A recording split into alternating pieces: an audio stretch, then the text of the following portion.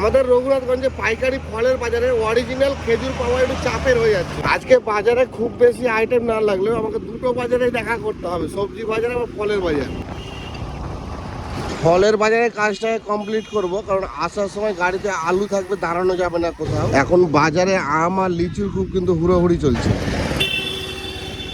বাজারে এখন অরিজিনাল মাল পাওয়া একটু চাপের হয়ে যাচ্ছে। অরিজিনাল তো পেলাম না, এই কটা আইটেম পেলাম। এর বিল করে দিয়েছে আমার 960 টাকা। এটা আছে কিশমিশের পাউচ 100 গ্রামের, এটার দাম নিল আমার কাছে 50 টাকা পিস। আমি 6 পিস নিয়েছি, 300 টাকা পড়লো। এগুলো 60 টাকা পিস আমি বিক্রি করবো।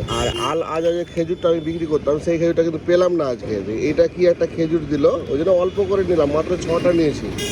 এটার দাম আমার 110 টাকা করে ধরো। এটা আমরা বিক্রি করবো মোটামুটি 130 কিংবা 125 টাকা। আজকের মতো ড্রাই ফ্রুটসের বাজার এইটুকুই। এবার সবজি বাজার যাবো। সবজি বাজার আর ফলের বাজার একদম কাছাকাছি আমাদের। ফলের বাজারটা মেন রাস্তার ধারেই, মানে ব্রিজের মুখেই। আর সবজি বাজারটা একটু ভেতরে, তুলসী বাড়িতে।